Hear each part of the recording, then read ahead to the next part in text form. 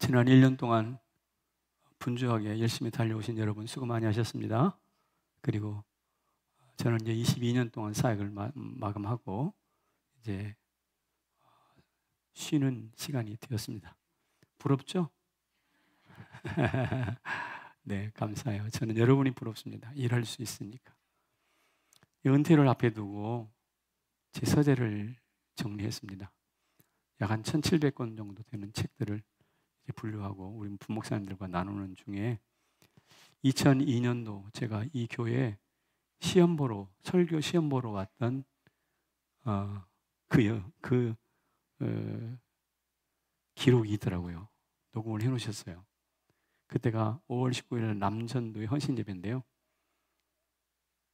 22년 만에 내가 무슨 소리를 했는가 궁금하기도 했는데 내용인즉슨 이런 것이에요. 헌신이 얼마나 어려운 줄 아냐. 그래서 헌신을 아무나 하는 게 아니라 피와 땀을 흘리는 사람들만 하는 것인데 헌신에는 3가지가 필요하다. 하나님께 설득당할 줄 알아야 헌신해. 그렇지 않으면 봉사 정도만 하고 끝내. 두 번째로는 스데반처럼 실력이 있어야 값진 헌신할 수 있어. 스데반 설교 보면 사실 베드로 설보다 훨씬 차원이 높아. 헌신하려면 돌에 맞아 죽을 만큼 손해볼 줄 아는 마음이 있어야 가능해. 그러니까 하나님께 설득당해야 되고 실력도 있어야 되고 돌에 맞아 죽을 만큼 손해볼 줄도 알아야 하는 것이 헌신이다. 꽤 괜찮은 말을 했죠? 22년 전에. 그러면서 막 성도들을 야단치는 거예요. 여러분들 이 헌신이 이렇게 중요한 건데 이걸 알고 헌신하는 겁니까? 헌신 예배 드리는데 그걸 알고 하는 거예요? 막 큰 소리를 치는데 누가 시험 보러 왔는지 시험 보러 온 주제에 웬 큰 소리인지 제가 얼굴이 뜨거울 정도였습니다. 더군다나 30분 정도 설교를 해야 되는데 1시간 5분인가를 해버렸어요. 이름하여 간땡이가 부었는 것 같아요. 만약에 제가 성남제일교회 성도라면 저는 홍정기를 안 뽑습니다. 이런 사람 안 뽑아. 빈정상에서 안 뽑아. 그런데 여러분들은 저를 선택해 주셔서 지난 22년 동안을 동행해 주셨습니다.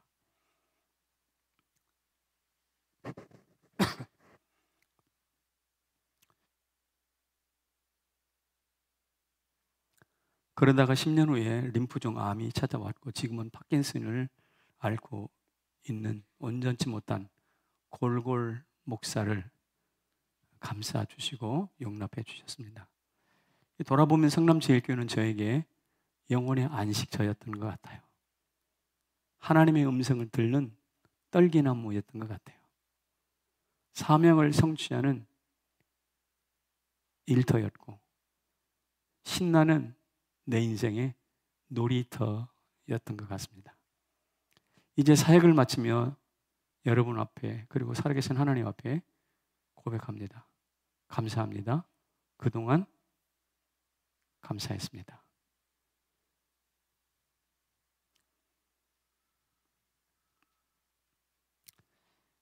성남제일교회는 저에게 참 좋은 친구였습니다. 좀 더 가까이 가지 못하고 또 친화력 있게 밥이라도 한 끼 먹지 못한 저를 용납해 주신 것 진심으로 감사하고 저와 여러분은 천국까지 함께 갈 친구라는 사실을 꼭 기억해 주셨으면 좋겠습니다. 다윗에겐 요나단이 있었고요. 종교개혁자 마르틴 루터에게는 멜랑이톤이라는 사람이 있었듯이 저에게는 성남제일교회 곧 여러분이 계셨습니다. 그동안 감사했습니다. 그래서 회고하면서 친구라고 했는데 성남제일교회가 저에게 친구라고 했는데 친구로서 주고받은 것이 뭐가 있을까 생각해 봤습니다. 3가지가 있다고 봅니다. 아름다운 추억이 떠오릅니다. 우리가 친한 친구를 초등학교 친구라고 하는데 초등학교 6년, 중고등학교 6년, 12년이죠. 대학을 포함하면 16년, 대학원 3년 하면 19년, 군대까지 같이 갔다 오면 3년. 그래서 22년이 초등학교 때부터 해서 군대까지 같이 갔다 올 때 걸리는 시간이에요. 근데 제가 22년을 성남제일교회에 있었더라고. 다른 말로 말하면 저와 여러분은 초등학교 입학해서 중고등학교, 대학원을 거쳐서 군대까지 같이 갔다 온 22년 동기생입니다. 뗄래야 뗄 수 없는 절친입니다. 그동안 애송이 목사가 늑다리 노년에 이르기까지 불평하지 않으시고 저와 함께한 추억의 동역자들이십니다. 그래서 감사합니다. 회고에 보니까 제주도의 장로님들과 수련회 가가지고 족구를 하시더라고요. 근데 저는 운동을 못하는 거 아시잖아요. 근데 안 할 수가 없어서 족구를 하다가 볼을 찼는데 헛발질을 했어요. 그래가지고 넘어져서 물구나무를 서가지고 완전 몸이 거꾸로 서가지고 목을 다칠 뻔했는데 장로님들은 웃으시고 나는 아프고 굉장히 멋쩍었어요. 지금 잊혀지지 않는 추억인 것 같아요.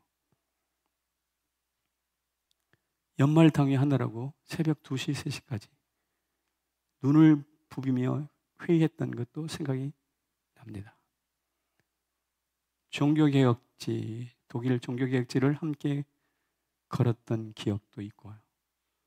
중국 연변과 백두산이 함께 올랐던 추억도 있었습니다. 백두산에 올라가서 2700, 1800 가까운 고지잖아요. 저 뒤에 앉아있는 우리 아내가 약간 호흡이 좀 불편했던가 봐요.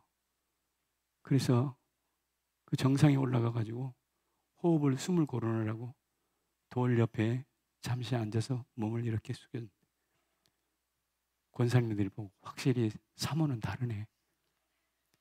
이 백두산의 끝에 올라와서 하나님께 기도하다니 국가와 민족의 영광을 위하여 기도하다니 확실히 사모는 다르네 라고 하면서 칭찬해 주었던 추억이 있습니다.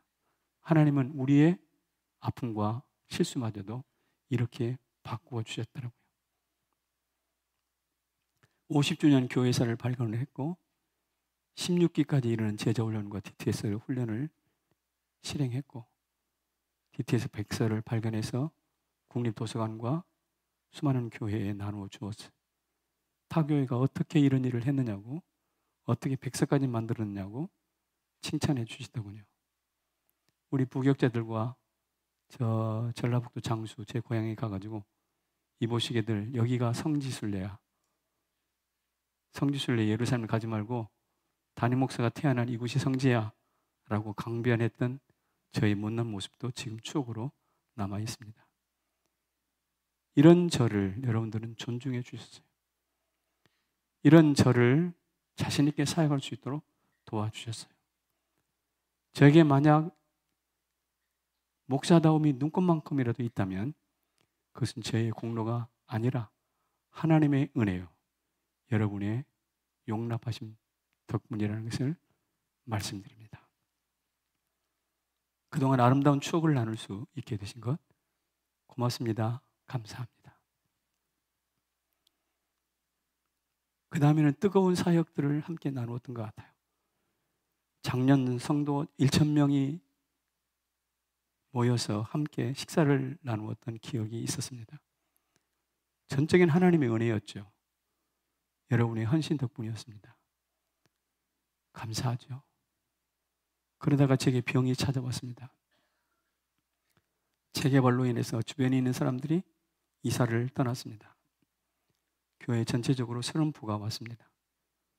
그러나 병들었어도 떠나가도 거기 머물 수 없어서 동네 방네를 열고 2,000명의 식사를 대접했습니다. 복세동 야시장으로 교회를 2,000원이면 만족할 수 있는 먹자골목으로 축제의 자리로 바꿨습니다. 레드카펫 전도에 초청돼서 지금 이 자리에 앉아 계신 분들도 계십니다. 전교인 체육대회에서 교구별 가장 행례를 했는데 황성공원이 축제의 자리였어요. 김태웅 장로님이 오토바이를 타고 가지고 자기 교구 앞에 서서 앞서갔던 그 내용도 기억이 생생합니다. 신구대 을지대 가천대에서 모였던 온 가족 예배를 통해서 우리가 한 식구인 것을 확인했습니다. 이런 사역들을 통해서 우리가 큰 일로 생각하는 것은 하나님의 새 일로 바뀌어지고, 우리가 새롭게 시작하는 새 일은 하나님의 큰 일로 바꾸어 주셨습니다. 그래서 우리는 코로나 이후 하나님의 큰 일과 새 일을 꾸준히 갈망하고 지금까지 실천하려고 애를 쓰는 것이죠. 지난 22년 동안 뜨거운 사역을 할 수 있어서 감사합니다. 저는 더 이상 여한이 없어요. 세 번째로는 소망찬 미래를 나누었던 것 같습니다. 우리는 석박사 1,000명을 달라고 기도해 왔죠. 11조 100만 원 드리는 성도 1,000명 주십시오. 1,000만 원 드리는 성도 100명 주십시오. 여러분, 그렇게 되기를 바랍니다.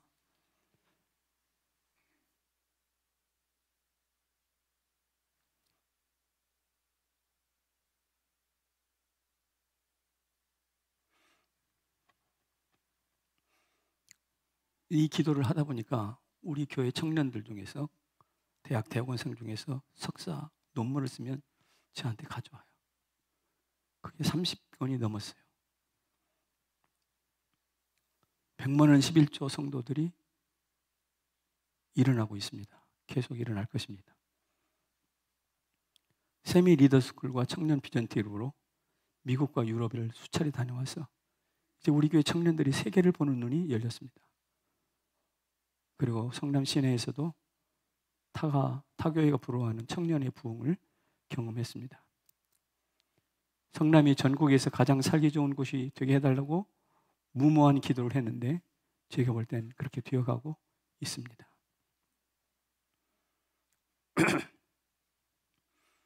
며칠 전 한 청년이 저한테 편지를 보내줬습니다. 이 청년은 교회에 잘 나가지 않는 청년인데 갑자기 교회에 가고 싶다라는 생각이 들어서 교회를 찾고 있었습니다. 성남제일교회는 그 대상에서 제외됐습니다. 그러나 이 앞에 있는 해오름 도서관에 와서 지나가다 보니까 우리 교회가 보이더래요. 그래서 별 기대 없이 저 뒤에 앉아서 예배를 드렸는데 그날 설교 제목이 이것입니다. 첫 단추를 잘 꿰어라. 교회 나가서 예수 신앙생활 제대로 한번 해보겠다고 생각하고 있어서 교회를 고르던 중에 첫 단추를 제대로 끼워라는 말씀 들으니까 소름이 돋았던가 봐요. 마치 자기 자신에게 하시는 말씀 같았어요. 그래서 저 뒤에 앉아서 지난 주까지 2달 동안 아주 하나님 말씀을 깊이 경청하고 있었습니다. 여러분, 우리 교회는 이렇게 내밀한 하나님의 인도와 또 내밀한 하나님 말씀을 따라서 하나님 앞에서 예배하는 성도들이 참 많습니다. 저는 우리 교회에 그렇게 숨겨진 새로운 생명, 숨겨진 하나님의 일들이 많기 때문에 지난 22년 동안 행복했습니다.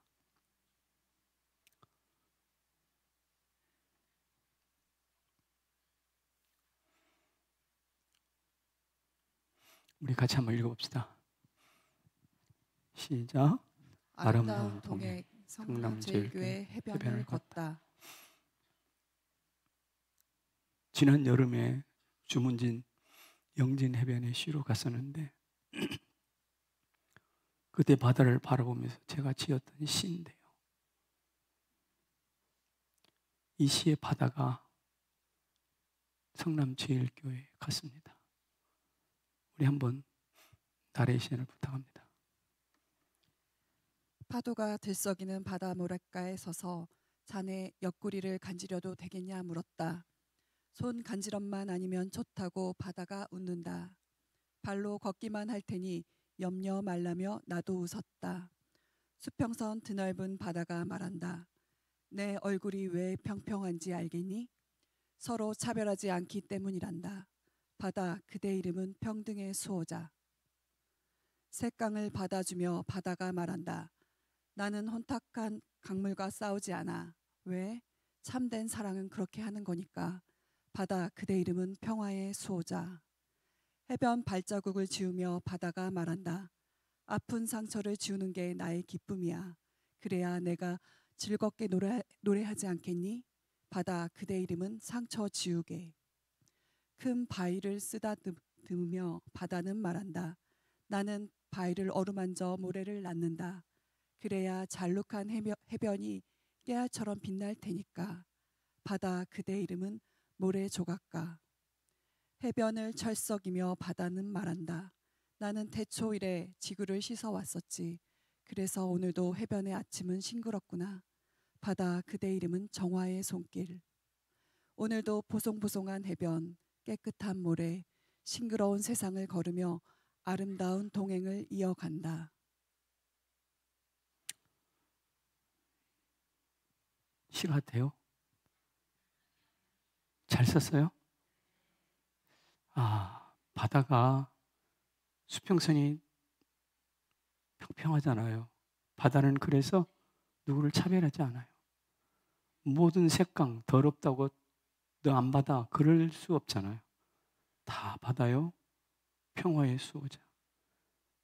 누가 남긴 해변의 발자국을 깨끗하게 지워요. 파도가 우리의 상처를 지워주죠. 그래서 우리로 하여금 노래하게 합니다. 웃게 합니다. 큰 바위를 쓰다듬으면서 파도 그 바위를 쓰다듬어서 모래가 나와요. 모래 조각가.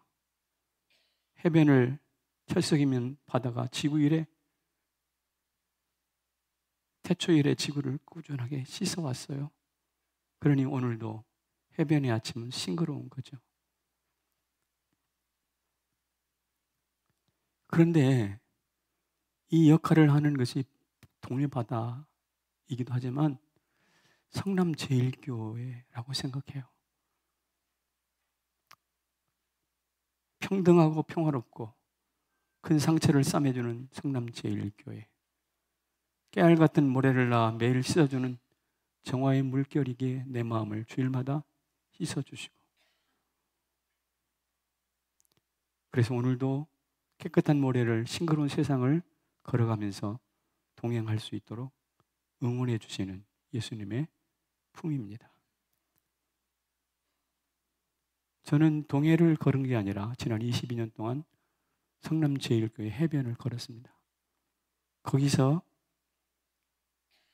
평화와 평등을 배웠고 포용과 치유를 배웠고 죄 씻는 정화와 깨알 같은 창조성을 배웠습니다. 그래서 저는 어떠한 여한도 없이 어떠한 후회도 없이 시원섭섭함이 아니라 시원감사함으로 이 자리를 떠납니다. 이제 한 자리에 앉아서 예배를 드릴 수는 없겠지만 그래서 제가 여러분에게 이렇게 제안을 드립니다. 같이 읽어볼게요. 시작. 이제는 시편 23편으로 동행합시다. 같은 시간 같은 자리에 앉아서 예배를 드릴 수는 없지만 같은 말씀, 같은 묵상, 같은 순종을 하나님께 드리면서 동행하는 영적인 동행. 이 영적인 동행을 할 때가 드디어 왔다고 생각합니다. 같은 자리, 같은 시간에서 예배 드리는 것만이 동행은 아니라고 봐요. 같이 주신 하나님의 말씀을 동일하게 묵상하고 함께 그 말씀을 따라갈 수 있다면 그것도 동행이 아닐까요? 제가 이 동행을 시편 23편의 동행을 여러분과 함께 하고자 하는 것은 세 가지가 같아요. 첫째는 목자가 같아요. 영원한 나의 목자시니 내게 부족함이 없도다. 우리는 한 목자 예수를 따라가고 있죠.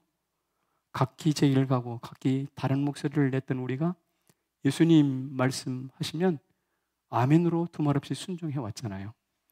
우리는 장차 하늘나라에서 한 식탁에서 영원을 먹게 될 줄로 믿습니다. 그러므로 우리가 시편 23편대로 산다면 우리는 영원까지 이르는 예수 따르는 전우요 형제입니다. 또 목적지가 같아요. 다윗이 외칩니다.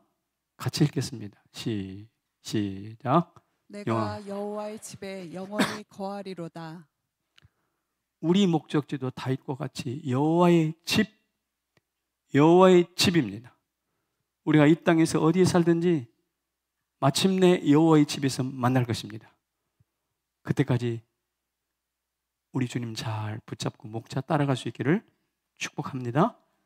그래서 우리가 이런 노래 부르잖아요. 우리 다시 만날 때까지 하나님이 함께 계셔 간 데마다 보호하며 양식 주시기를 바라네. 다시 만날 때 그때까지 계심 바라네. 그때까지 예수 앞에 만날 그때까지 그 자리에서 뵐 수 있기를 축복합니다. 그래서 천국 가는 영적인 철로 역정의 친구들입니다. 그리고요, 세 번째로 걷는 길도 비슷해요. 내가 사망의 음침한 골짜기를 다닐지라도 다윗이 말했죠. 다윗은 10년 이상 사울에게 쫓겨다녔어요. 심지어 아들 압살롬에게도 쫓겼어요. 그가 말하기를 사망의 음침한 골짜기를 다녔대요. 우리 중에 인생의 꽃길만 걷는 사람은 아무도 없어요. 원수 앞에 벌벌 떨기도 하고 속속이는 자식 때문에 눈물 글썽이는 것이 우리거든요. 그러나 기억하십시오. 이런 아픔 때문에 우리는 다윗과 공감해요. 이런 아픔 때문에 우리는 서로 친구가 될 수 있어요. 내가 걷는 사망 골짜기를 다윗이 걸었듯이 성남제일교회 내 친구 어느 집사님도 걸을 것이고 나도 지금 그 길을 걷고 있어. 그러니 외로워하지 마라. 그러니 슬퍼하지 마라. 우리가 함께 동역자가 되어서 호주에 살든 미국에 살든 아니면 어디에 살든 하나님께서 우리와 함께 걸어주시는 우리는 인생의 길동무야 라는 생각을 가지시기를 바랍니다. 그래서 우리는 같은 자리에서 같은 시간에 예배를 드리지 못하지만 시편 23편 다윗이 찾아다녔던 목자 다윗이 마침내 당도할 그 목적지 다윗이 함께 걸어갔던 그 사망의 음침한 골짜기 우리 역시 함께 걸어가며 천국의 순례자들이 되시기를 축복합니다. 길동무가 되는 것이죠. 그리고 끝나는 게 아니에요. 그런 우리를 하나님이 뭐 하신다? 그런 하나님이 우리를 완성하실 거예요. 시편 23편에 보면 하나님은 두 가지로 우리 인생을 완성하세요. 지팡이와 막대기로 우리를 완성하시죠. 지팡이는 양을 이끄는 인도용이고 하나님과 소통하는 방식이에요. 막대기는 이리를 쫓아내는 공격용이고요. 이 막대기는 양떼를 안전하게 보호합니다. 성가대 지휘자가 지휘봉을 휘두르면 아름다운 소리가 나오듯이 하나님이 지팡이와 막대기를 휘둘러서 우리의 삶을 아름답게 갖고 갈 줄로 믿습니다. 우리의 삶을 완성해 가시는 거죠. 만약에 제가 예수 안 믿었다면 어떻게 됐을까요? 잘난 척 많이 했을 것 같아요. 그러다 창피도 많이 당했을 것 같아요. 제 마음대로 살다가 많이 자빠지고 넘어졌을 거예요. 지팡이와 막대기가 필요한 인생입니다. 둘째는요, 밥상과 잔을 가지고 우리를 완성하세요. 원수의 목전에서 내게 상을 차려주시고 내 잔이 넘치나이다 라고 말하게 하거든요. 행복은 밥상과 잔에서 결정됩니다. 하나님도 우리를 밥상과 하늘 밥상과 하늘 잔을 통해서 하늘의 신령한 것과 이 땅의 기름진 것을 통해서 우리를 먹여주실 줄로 믿습니다. 여러분, 다윗이 그렇게 쫓겨다니다가 마침내 이스라엘의 왕이 되잖아요. 하나님이 완성하신 거예요. 여러분이 어떻게 살든지 모르지만 각자 상황이 다 다르겠지만 다윗을 왕으로 만드신 하나님이 우리를 왕 같은 제사장으로 완성하여 주실 줄로 믿습니다. 그리고 아버지 집에 초청하실 줄로 믿습니다. 거기서 내 잔이 넘치나이다 노래할 줄로 믿습니다. 하나님의 완성이 기다리고 있습니다. 그래서 저는 이 하나님의 완성을 기초로 해서 여러분들에게 마지막으로 축복합니다. 영육간에 부자 되시라고. 영육간에 부자 되세요. 다윗은 영적으로 풍요로운 사람이었거든요. 아무리 쫓겨다녀도. 다윗의 고백을 한번 들어볼까요? 사도행전에 나온 말씀인데요. 같이 시작. 내가 돌아와 다윗의 무너진 장막을 다시 지으며 또 그 흠없는 것을 다시 지어 이렇으니. 우리 주님께서 돌아와 무너진 장막을 짓는데 누구 장막이냐? 다윗의 장막이래요. 토미 테니가 이 다윗의 장막이라는 책을 써서 공전이 히트를 쳤는데 왜 화려하게 지은 솔로몬 성전이 아니라 초라한 다윗의 장막일까?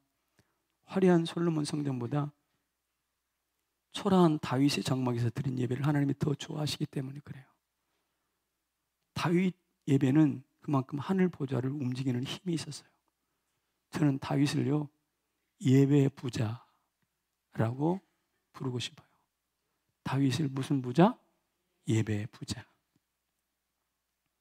사랑하는 성도 여러분, 여러분도 다윗처럼 공적인 예배를 잘 지키는 예배의 부자가 되시기를 바랍니다. 재승 형제, 호주 가서 예배 잘 드려.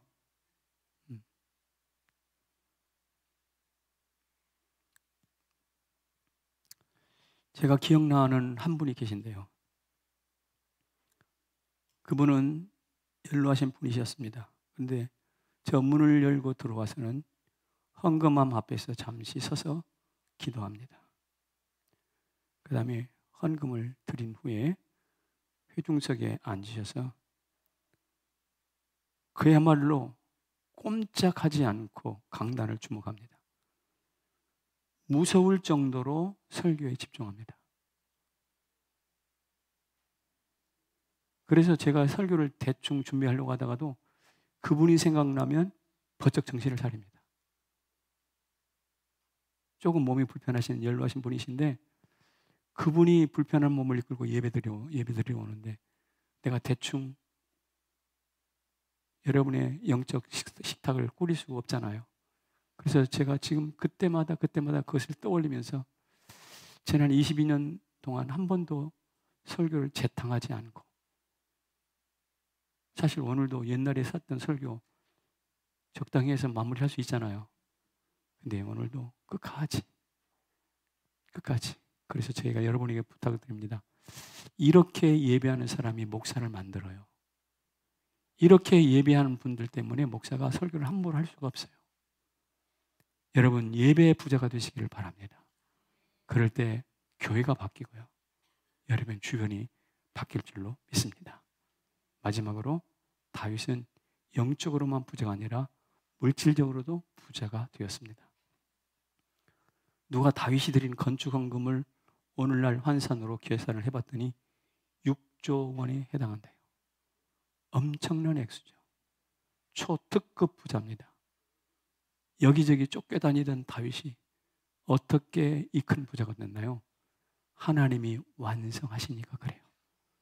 그가 예배의 부자였기 때문에 그 예배 부자가 물질의 부자로 확대된 거예요. 이 다윗의 경험이 우리 모두에게 있기를 주님의 이름으로 축원합니다. 아리마대 요셉 믿음 있는 부자였죠. 예수님께 자기 무덤을 내어드려요. 어떤 사람은 믿음이 있는데 돈이 없어. 어떤 사람은 돈은 있는데 믿음이 없어. 이거는 절름발이에요. 사랑하는 성도 여러분, 우리는 다윗의 길을 신실하게 따라가면 다윗처럼 예배 부자 될 줄로 믿습니다. 다윗처럼 따라가면 물질 부자 될 줄로 믿습니다. 세상 사람들은 부자 되라고 저하고 똑같이 외치더라고요. 그러나 무엇을 위한 부자인지를 말해주지 않습니다. 그러나 저는 말합니다. 하나님을 위해 부자 되십시오. 하나님을 위해 부자 되십시오. 목적 없는 부자가 아니라 부패와 탐욕으로 자기의 돈을 어디다 쓸 줄 몰라서 혼선에 빠지는 부자가 아니라 하나님이 주시는 것 제대로 쓸 수 있는 목적 있는 부자가 되시기를 주님의 이름으로 축원합니다. 이게 바로 청교도 신앙을 이어받는 장로교 합동 측의 정통 신학입니다. 결론을 맺겠습니다. 다시 한번 여러분에게 감사를 드립니다. 부족한 저를 써주신 하나님께 감사를 드립니다. 드넓은 바다처럼 저를 품어주신 성남제일교회 성도 여러분에게 감사를 드립니다. 저와 함께 목회자의 길을 걸어온 우리 사랑하는 가족과 또 당뇨원 부교육자 여러분에게 감사를 드립니다. 이제 22년 마무리하면서 다윗을 생각합시다. 다윗처럼 더 예배 부자가 되어서 굳세게 예배합시다.